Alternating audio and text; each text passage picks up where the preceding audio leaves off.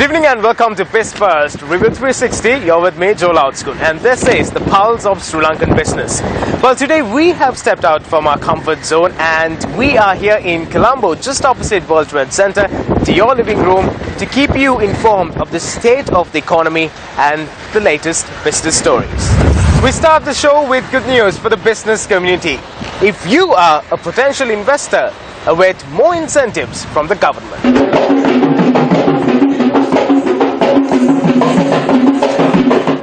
Prime Minister Ranil Wickremesinghe, addressing a gathering of Indian CEOs in Colombo, said a new set of incentives are in the pipeline to attract more foreign direct investment.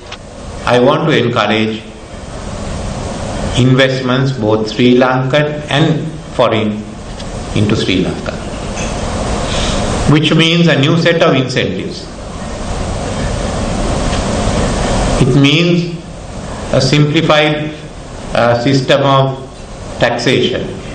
All that will be made available to you in the next few weeks. We've already finalized it.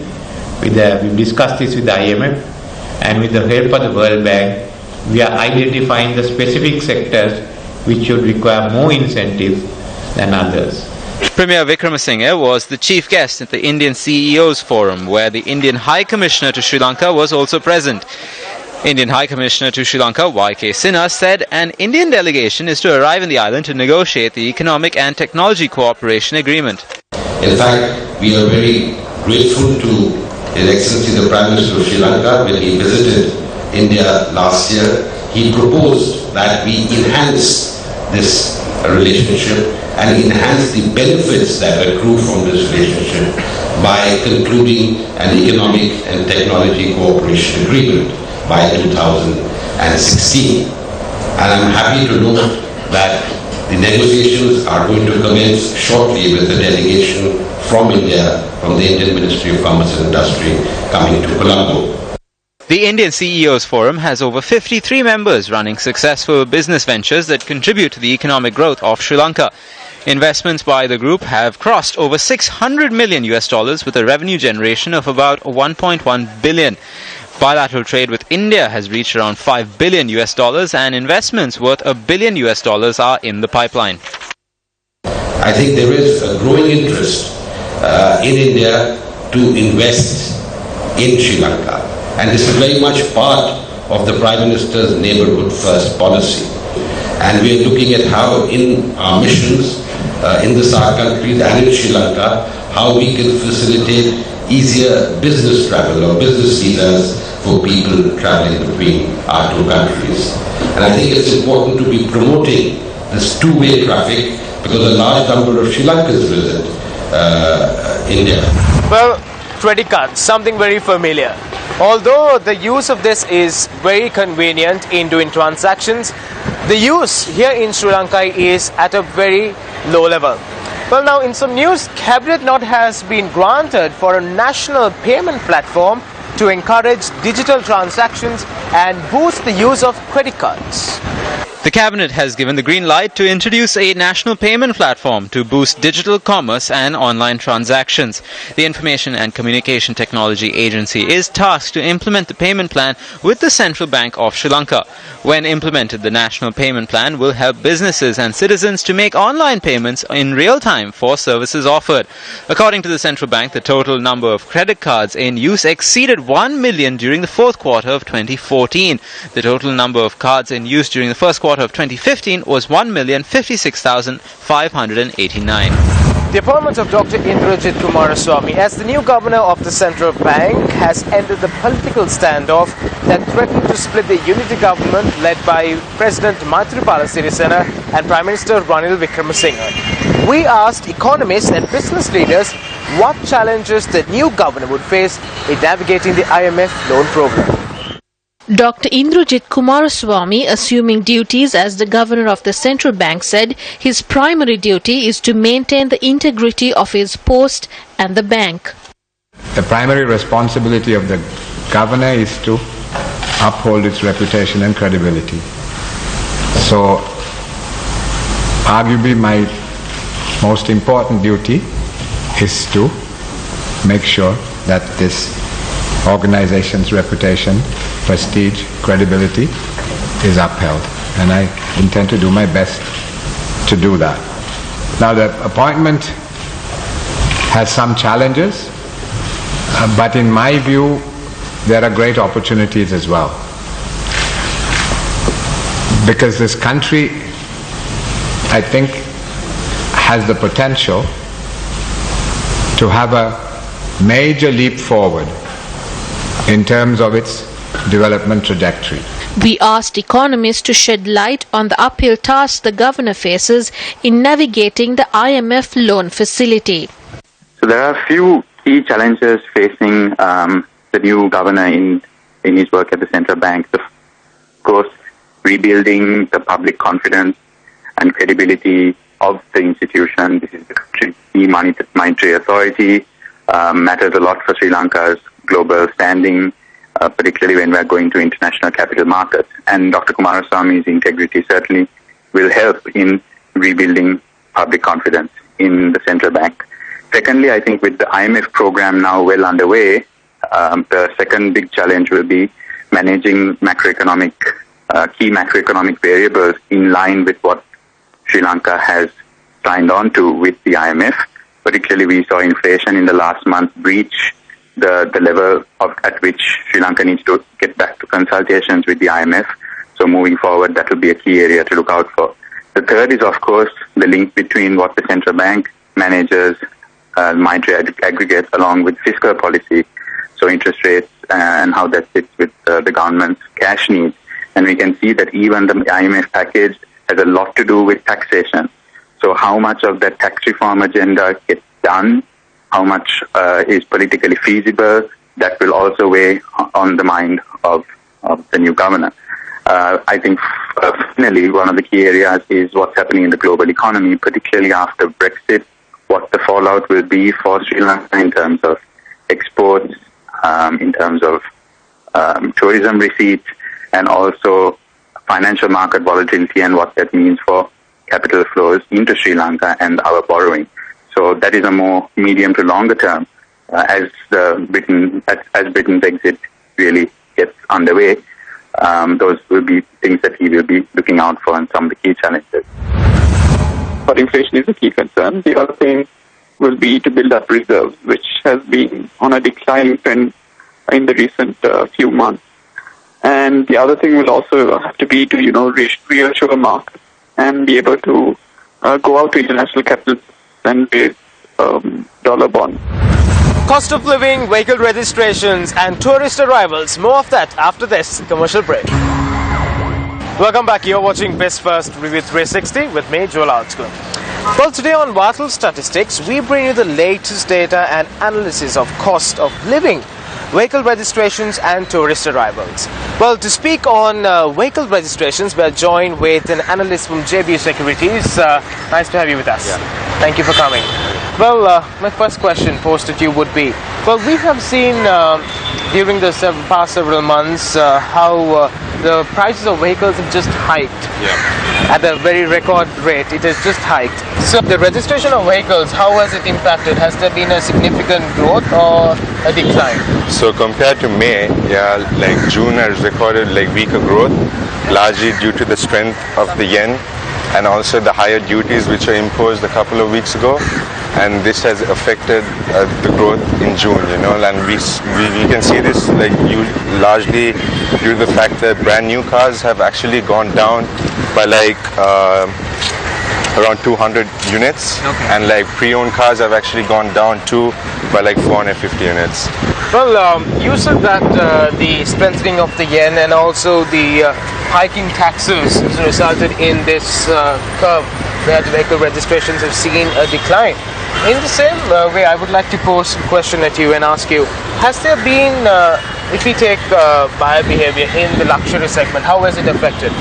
So the luxury sector has actually gone down because largely due to the fact that last month there was a surge, a record high number, because Cinnamon City Hotels actually ordered a large order of Audis So because of that, it was unable, like June was unable to maintain those high like levels, you know. And also they've increased the duties on like Prados and stuff like that, you know, like vehicles like that. So yeah, luxury vehicles. So luxury vehicles, the buyer behavior in Sri Lanka has actually stagnated, like come to a low number. So what about the hybrids and the electric vehicles? Electric cars and SUVs have also come down. Largely due to because most of these cars are from like Japan, you know, and the strengthening of the yen, and also because of the duty like has made them very expensive, you know, for like the ordinary like customer, you know. But however, one noteworthy mention is that the Nissan X-Trail, which has like performed significantly well this whole year, has actually slowed down in June, you know. So like, and also the Honda Vezel has also like slowed down a bit. What about the three-wheelers? Has the buyer behavior changed? So the three-wheelers were actually able to maintain its momentum from the previous month, and it registered around 6,987 units in June. Then shifting gears, I would like to ask, what about the second-hand vehicles or the pre-owned vehicles? How is that market affected? So the pre-owned vehicles have actually gone down. They've actually come down by around 450 units from May. Yeah. So I think it's possible because people wouldn't sell much because of the price hike. Exactly. Yeah. I see. Okay. Thank you very much, Imzam, for sharing your thoughts on. Most welcome. Thanks a lot. Thank you very much. Tourist arrivals to Sri Lanka grew 2.2% to 118,038 in June 2016 from a year earlier, with arrivals from the Middle East plummeting owing to Ramadan. Arrivals from Europe showed slower growth compared to China-led East Asia. In the 6 months to June, total tourist arrivals grew 16.2% to 964,267.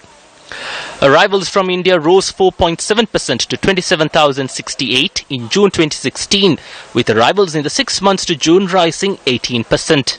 Arrivals from East Asia rose 15.8% to 19,952. Japan rose 9.1% to 2,674. Visitors from the Middle East were down 58% to 2,210 in June, this from a year earlier, with arrivals from Saudi Arabia down 82% to just 400. Sri Lanka's inflation, as measured by the Colombo Consumer Price Index, hit 6% in June 2016 from 4.8% recorded in May, a 32-month high, data from the Department of Census and Statistics showed. The Colombo Consumer Price Index surged 2.1% to 192.5 points from 188.5 during the month. Inflation for food and non-alcoholic beverage rose 4.3% during the month, pushing the 12-month rise to 8.2% in June 2016. Inflation for non-food items decreased from 4.2% to 4% during this period. The 6% inflation generated in June is knocking on the 6.4% ceiling set by the IMF program. In our segment Industry Watch, we take a look at what's brewing in the tea industry. A report from the Ceylon Chamber of Commerce says the exports of instant tea and ready-to-drink tea from Sri Lanka are on an upward trend compared to other types of value-added teas, including green tea. Meanwhile, owing to higher quality, prices of tea grown on plantations on the western slopes of the Central Hills has risen by around 20 to 30 rupees a kilo at this week's tea auctions. It's now time to take a look at other business stories this week. International Alert, a London-based conflict prevention organisation, says the government should reach out to the Sri Lankan community living abroad to attract investments. Engaging with diaspora is of vital importance to the UK. It's also clearly of vital importance to Sri Lanka, because with nearly 3 million Sri Lankans living across the world, that's approximately 14%, equivalent to 14% of the country's population. Sri Lanka's diaspora to population ratio is one of the highest in South Asia. Sri Lanka is famously diverse, and those of Sri Lankan origin living overseas reflect that diversity. They come from every sector of the community, every profession, every religious confession, and every corner of the island. They have just one thing in common, and that's the huge potential that they have for Sri Lanka to tap.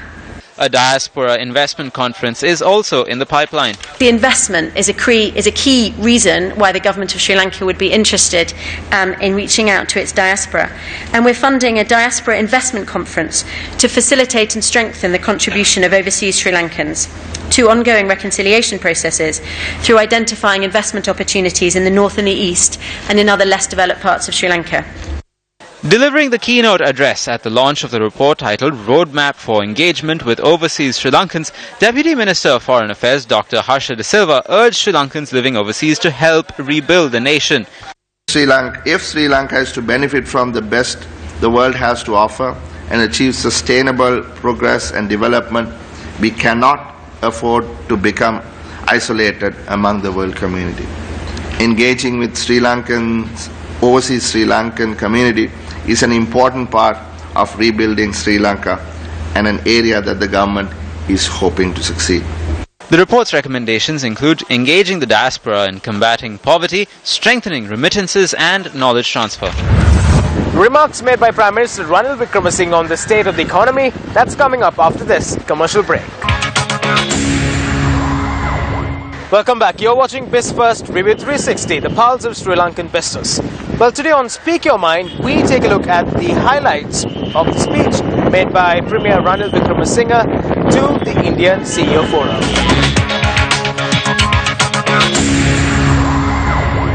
We put into place a framework for good economic reform.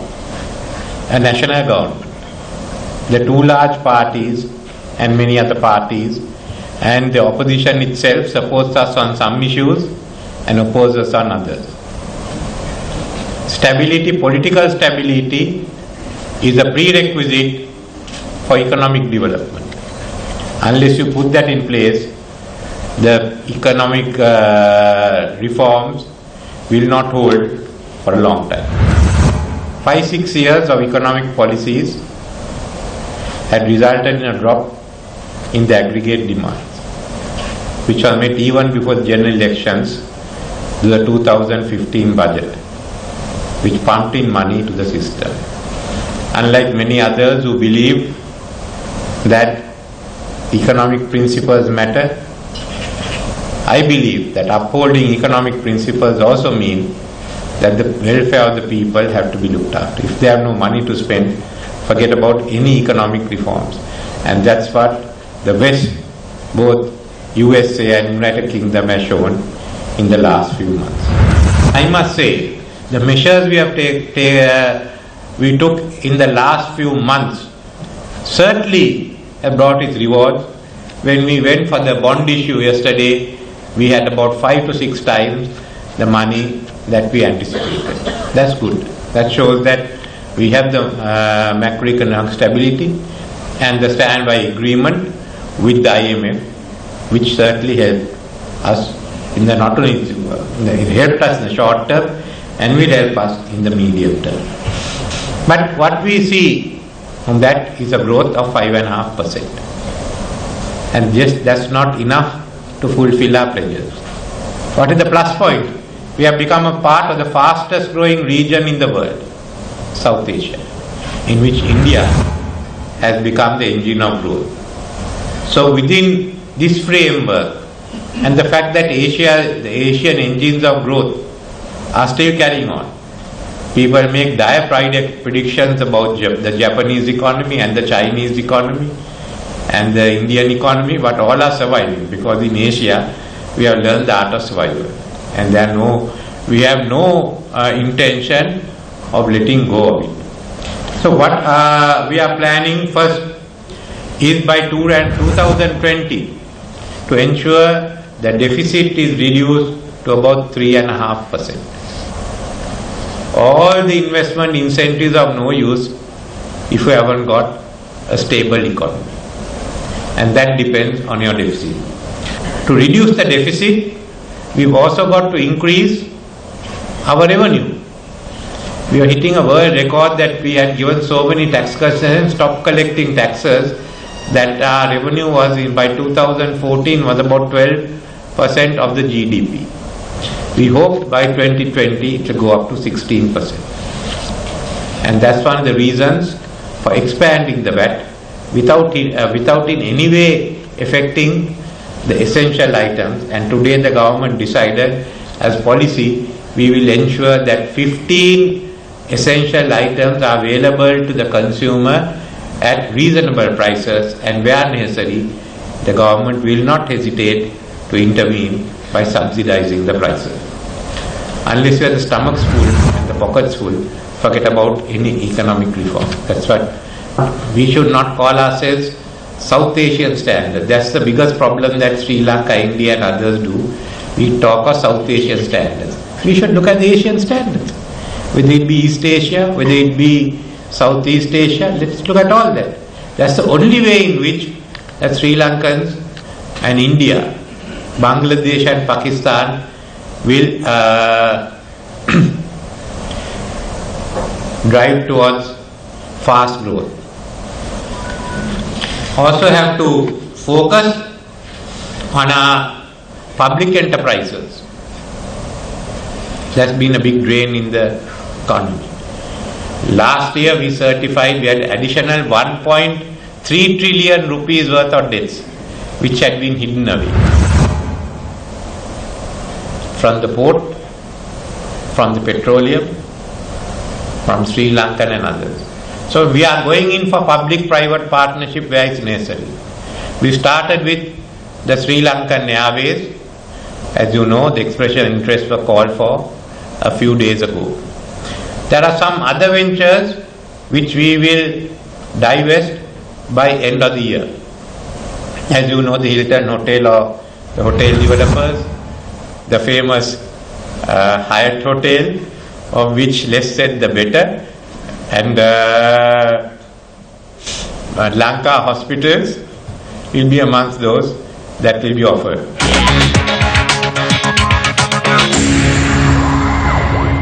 Well, with that, it's time for us to wrap up this edition of BizFirst Review 360. Well, we believe that if you watched us, that you must be now up to date on the latest business stories and the economy. Well, before leaving you, we would like to remind you that you could keep abreast of the trending stories on our website and searching us on Facebook just by simply typing BizFirst Review 360. And also a reminder, we leave you today with some footage of the AmCham Masquerade Ball 2016. Have yourself a great evening ahead and have yourself a great weekend. Take care. Good night.